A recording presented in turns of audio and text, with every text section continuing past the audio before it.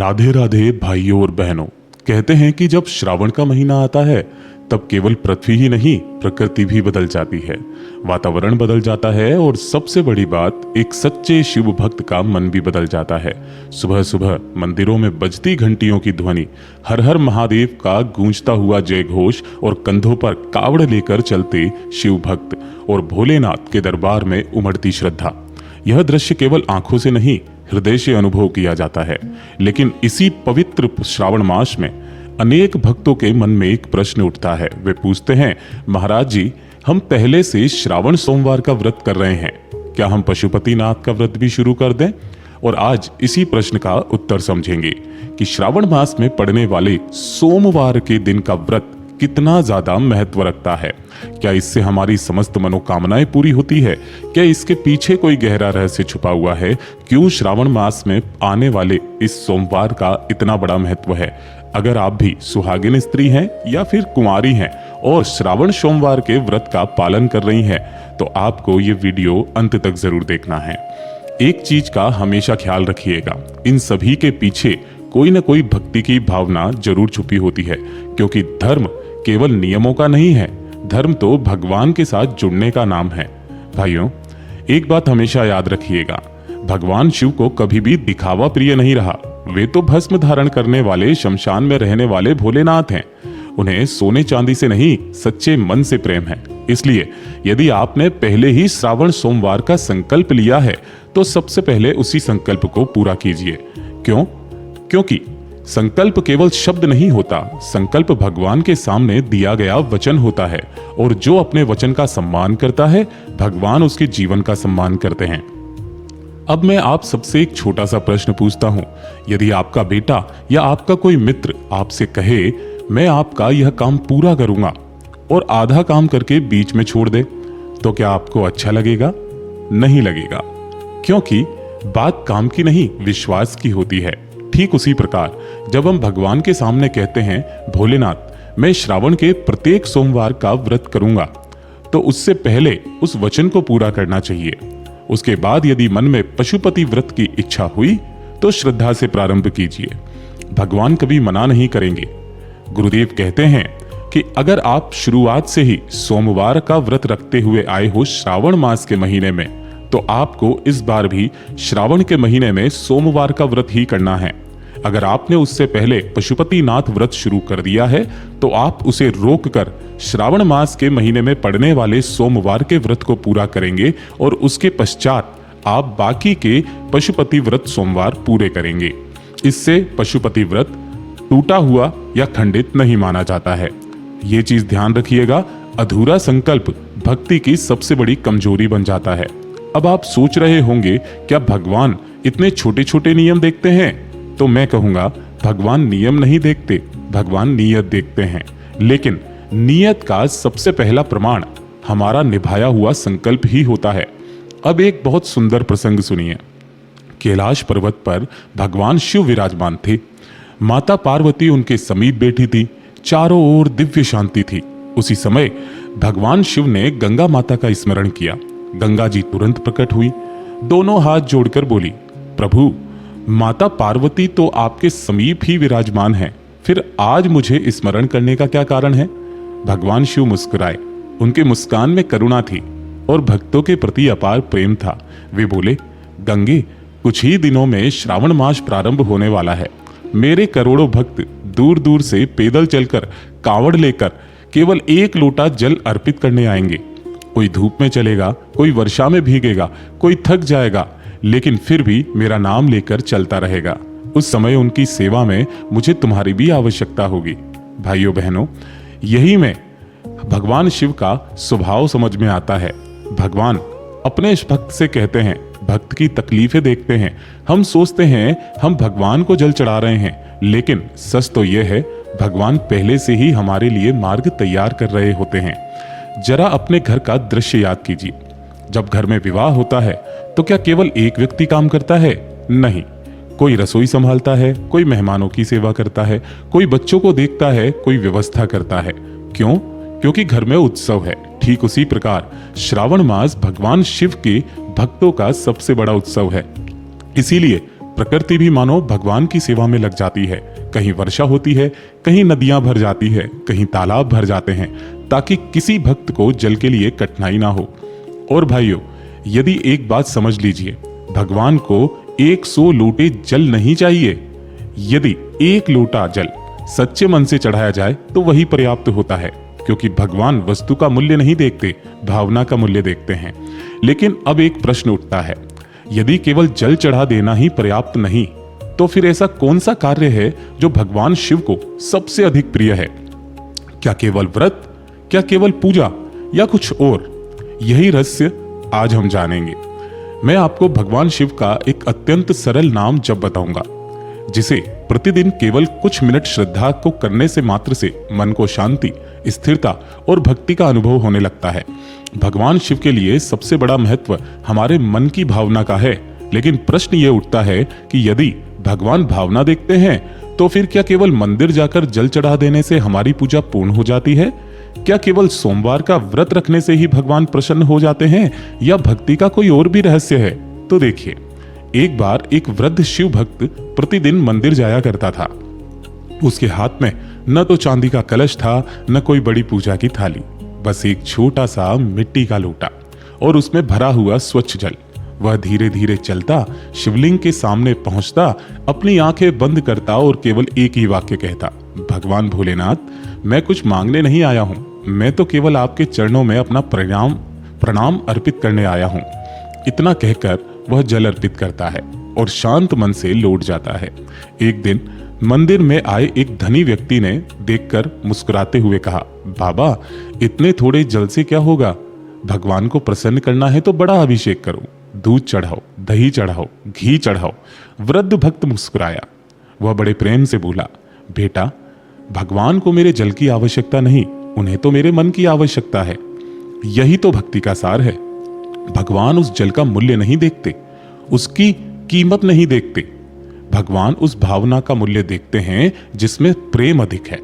ये चीज याद रखिएगा, जिस दिन हमारी पूजा मांगने का साधन बन जाती है, उस दिन भक्ति छोटी हो जाती है। लेकिन जिस दिन हमारी पूजा समर्पण बन जाती है, उसी दिन भगवान हमारे जीवन में उतरने लगते हैं।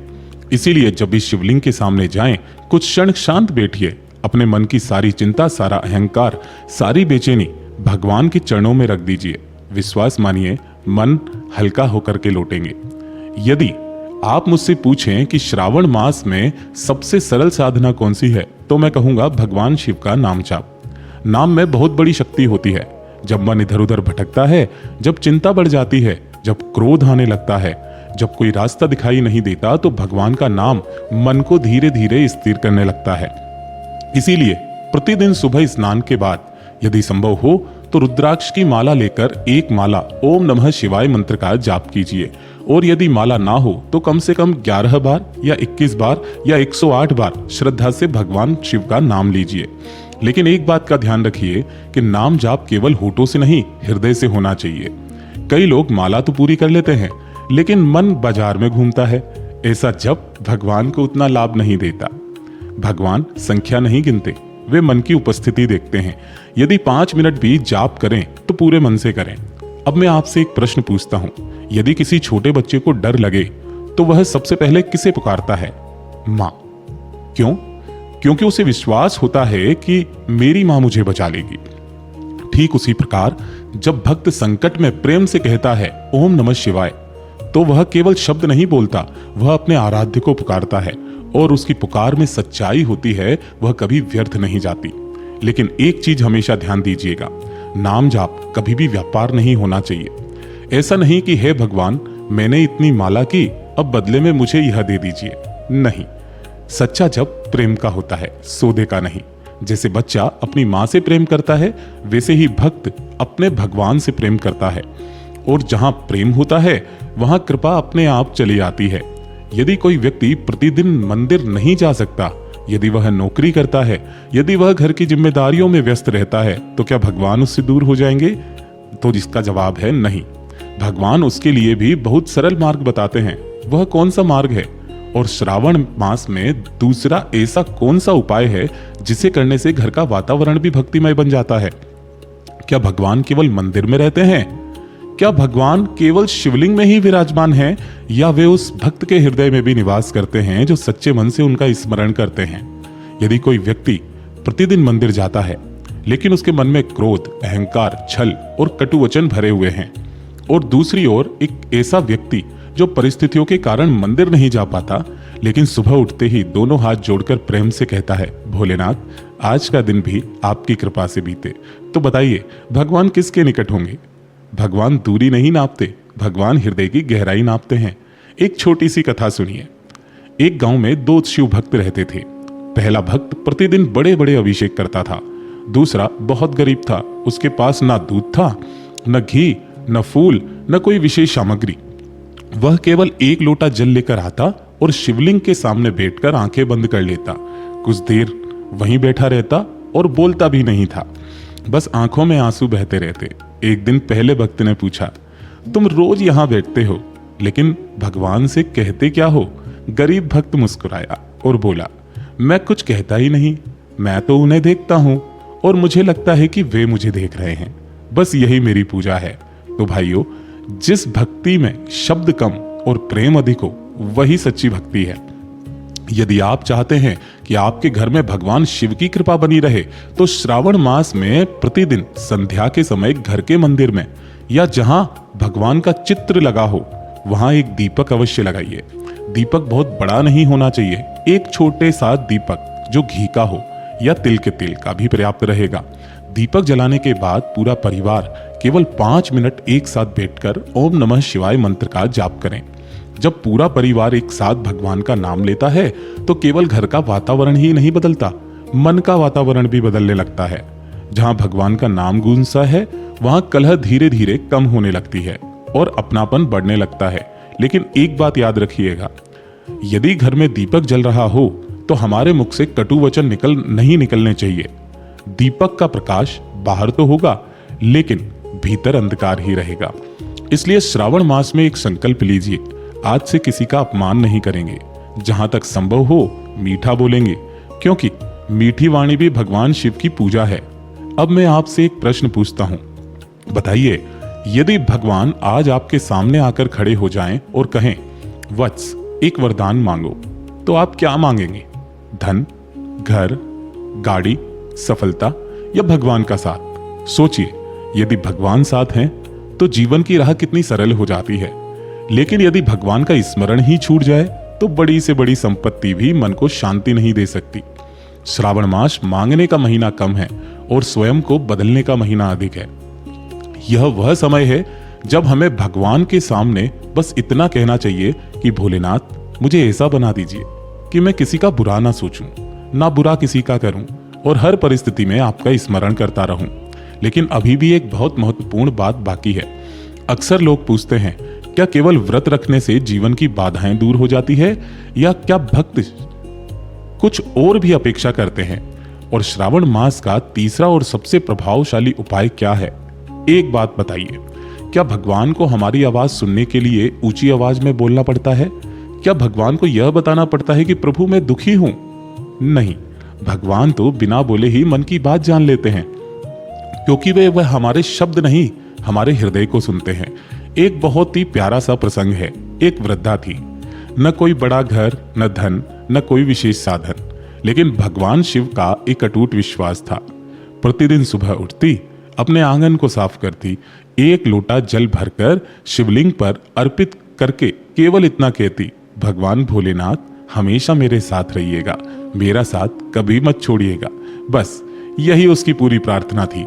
एक दिन किसी ने पूछा, माँ तुम भगवान से कभी धन नहीं मांगती, अपने लिए सुख नहीं मांगती? वृद्धा मुस्कुराई और बोली, जिसका हाथ भगवान पकड़ ले उसे फिर और क्या मांगना? यही तो भक्ति है। जहां विश्वास आ जाए वहां भय धीरे धीरे समाप्त होने लगता है। यदि आप चाहते हैं कि भगवान शिव की कृपा आपके जीवन में बनी रहे तो इस श्रावण मास के महीने में एक छोटा सा संकल्प लीजिए। प्रतिदिन कम से कम एक अच्छा कार्य अवश्य कीजिए। किसी भूखे को भोजन कराइए, किसी प्यासे को पानी पिलाइए, किसी वृद्ध की सहायता कीजिए, किसी बीमार का हाल पूछ लीजिए या किसी निराश व्यक्ति को 2 प्रेम भरे शब्द कह दीजिए।